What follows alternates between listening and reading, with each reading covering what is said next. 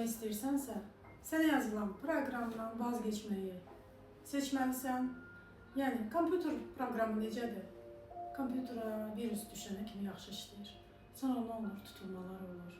Və sonra sən məcbursan köklü sürətdə onu dəyişməyə, yeni proqramı yazmağa və yeni bir öyrənmə prosesi baş verir. Sonra normallaşır. Bax, terapiya da budur.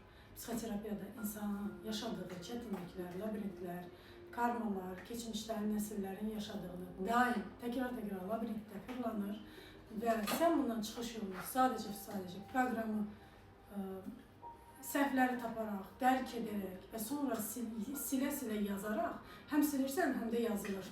Hərəsi dalbadal olur da, birdən-birə silib yenidən yazılmır, proses geriyə addım edərək silinir. Proqram dəyişəndən sonra sən həyat şəraitin, baxış tərsən, şəxsiyyətin, həyatın tamamilə başqa bir insan olursun. Və bu terapiya üçün güc lazımdır, güvən lazımdır, o insanın məsuliyyəti lazımdır və əzmi lazımdır.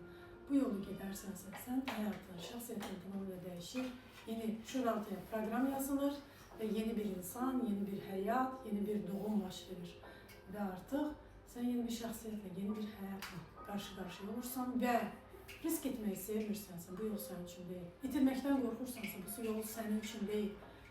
Hər şey göz almalısan, qarşılaşacağın hər şeyi göz almalısan və qorxularından qalib gəlməlisən. Psixoterapiya bunun üçündür.